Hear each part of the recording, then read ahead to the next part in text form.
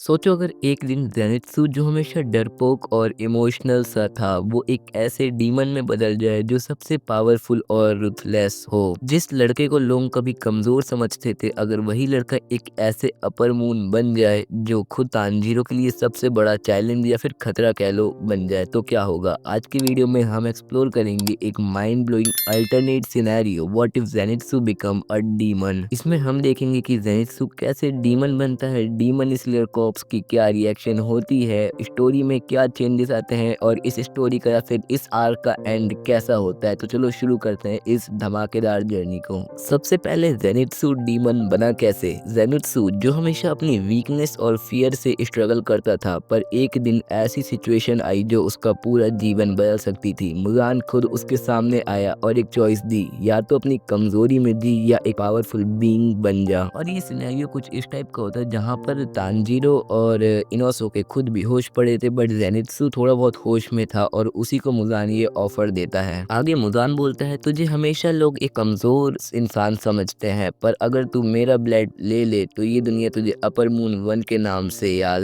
रखेगी। So yes, Muzan कोकोशिबो की place जो था वो ज़ेनित्सु को देना चाहता था पर कोकोशिबो को कम मत समझना, कोकोशिबो की प्लेस उससे भी ऊपर चली जाती, अपर मून वन से भी हायर डीमन में। आगे के सिनेरियो में हम देखा है ज़ेनित्सु टूट चुका था, एक तरफ दोनों दोस्तों की जान और दूसरी तरफ अपनी ह्यूमैनिटी, और इस गिल्ट और डिसअपियर के साथ उसने अपनी ताकत पाने के लिए मुजान का ब्लड एक्सेप्ट कर लिया और बस एक नया ज़ेनित्सु पैदा हो चुका था। जैसे ही ज़ेनित्सु उस ब्लड को पीता है वहां पर काफी ज्यादा ब्लरेंस होने लगती है ज़ेनित्सु के सामने और उसकी जो पूरी मेमोरी थी और ह्यूमैनिटी थी, सारी यादें सब कुछ वो धुंधली होने लगती है। ज़ेनित्सु को कुछ भी याद नहीं रहता जो इंसान नहीं एक अपर मून बन चुका था। वहीं सिनेरियो 2 में हम देखेंगे ज़ेनित्सु की पावर कैसी हो सकती है। अब ज़ेनित्सु एक अपर मून वन बन चुका था पर ये सिर्फ एक रैंक नहीं थी बल्कि उसका पूरा करेक्टर और फाइटिंग स्टाइल चेंज हो गया। यहाँ पर अगर उसकी पावर्स का ब्रेक डाउन करें, Zenitsu thunder breathing demon form, हाँ थंडर ब्रीथिंग का एक नया फॉर्म बन चुका था जो कि है डीमन फॉर्म। ज़ेनित्सु की स्पीड इंसेन हो चुकी थी, वो इतना फास्ट है कि डीमन स्लेयर कॉर्प्स को सिर्फ लाइटनिंग फ्लैशेस दिखाई देती थी पर वो खुद नहीं। उसकी ब्लड डीमन आर्ट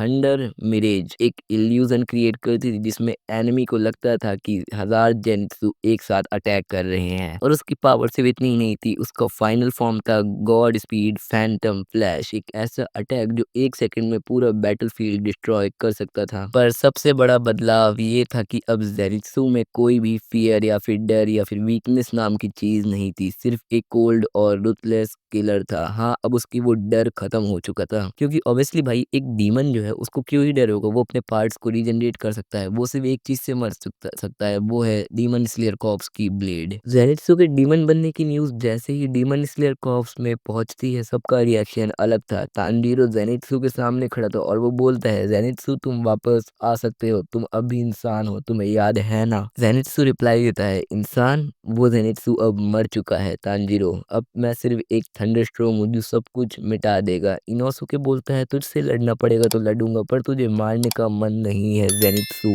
वहीं सबसे अलग फीलिंग्स होती नेज़ुको की क्योंकि उसे ये मोमेंट पता था कि जब एक इंसान डीमन बनता है तो क्या क्या चीजें होने लगती है, सब कुछ उल्टा फुल्टा होने लगता है, यादें धुंधली होने लगती है। तो नेज़ुको जानती थी कि ये सब कैसा लगता है बट हाँ वो उसे रोक नहीं सकती थी क्योंकि भले ही नेज़ुको ने इंसान से डीमन बनी, फिर उसने डीमन से इंसान बनने का सफर तय किया था, लेकिन उसके सबसे करीबी दोस्त ज़ेनित्सु ने उल्टा रास्ता चुना है, यानी कि इंसान से डीमन बन के रहने का। वहीं अब सिनेरियो 4 में हम देखेंगे कि स्टोरी पे क्या इम्पैक्ट होता है। ज़ेनित्सु का अपर मून बन जाना पूरी स्टोरी को चेंज कर देता। हाशिरास की बिगेस्ट नाइटमेयर होती ये फाइट क्योंकि कुछ हाशिरा ऐसे भी थे जो चाहते थे कि ज़ेनित्सु को मरना ना पड़े और वो वापस इंसान बन जाए, बट उनमें से कुछ हाशिरा ऐसे भी थे जो चाहते थे ज़ेनित्सु तुरंत मर जाए क्योंकि वो डीमन स्लेयर थे और उनका काम है डीमंस को मारना। वहीं तानजीरो के अंदर एक नए रिवेंज और गिल्ट का इमोशन बन जाता है। अब तक तानजीरो के अंदर रिवेंज किस बात का तो मुजान थे कि उसकी फैमिली मार दी और उसकी बहन को डीमन बना दिया, बट उसके एक अच्छे दोस्त को भी डीमन बना दिया था। वहीं जो इस आर्क की फाइनल बैटल है वो भी थोड़ी सी अलग होती या फिर ट्रेजिक होती क्योंकि ज़ेनित्सु खुद भी अंदर से थोड़ा सा कॉन्फ्लिक्टेड तो होता है कि भाई वो एक टाइम पे एक इंसान था। और स्टोरी में सबसे शॉकिंग मोमेंट था मुजान खुद ज़ेनित्सु की ताकत से डरने लगता है क्योंकि उसका thunder breathing plus demon form एक अल्टीमेट थ्रेट बन चुका था मुजान के लिए भी। इवेंचुअली वो अब एक डीमन किंग बन चुका था। अगले सिनेरियो में फाइनल बैटल स्टार्ट हो जाती है। फाइनल बैटल में तानजीरो और ज़ेनित्सु का आखिरी टकराव होता है। तानजीरो बोलता है, ज़ेनित्सु ये तू नहीं है, तू हमेशा कहता था दोस्तों के बिना ये जिंदगी कुछ भी नहीं। ज़ेनित्सु रिप्लाई करता है, मैं अब सिर्फ एक लाइटनिंग हूँ, एक अनस्टॉपेबल फोर्स जिसका काम है इंसानों को मिटा देना और धूप में खुली जिंदगी जीना डीमन बन के। बट जैसे ये ज़ेनित्सु अपनी बात पूरी करता है, अचानक से उसके अंदर एक फ्लैशबैक मोमेंट आता है। नेज़ुओ की मुस्कुराहट, इनोसुके की फ्रेंडशिप और तानजीरो की काइंडनेस। एक पल के लिए ज़ेनित्सु अपने ओल्ड सेल्फ को महसूस करता है, पर तभी मुज़ान का कंट्रोल एक्टिवेट होता है और ज़ेनित्सु की डीमन बॉडी ब्रेक होने लगती है। आखिरी पल में मुज़ान खुद भी ज़ेनित्सु से डरने लग गया था, इसलिए वो खुद ही फैसला करता है कि वो खुद ही अपने डीमन ब्लड कंट्रोल से ज़ेनित्सु को मार देगा। पर सिनेरियो चेंज होते ही यहाँ पर हम देखते हैं कि ज़ेनित्सु के ऊपर उसकी ब्लड डीमन आर्ट काम ही नहीं कर रही है। तो मुज़ान को एक पल के लिए लगता है कि ज़ेनित्सु वापस इंसान बन चुका है, बट नहीं, वो अभी भी एक डीमन था। नेक्स्ट हम देखते हैं ज़ेनित्सु खुद को सैक्रिफाइस करके तानजीरो और सबको बचा लेता है, क्योंकि अगर वो जानता था थोड़ी देर और अगर वो टिका तो उसकी डीमन माइंड फिर से जाग जाती और वो सबको मार देता। बट उसके आखिरी वर्ड काफी ज्यादा हार्ट ब्रेकिंग थे।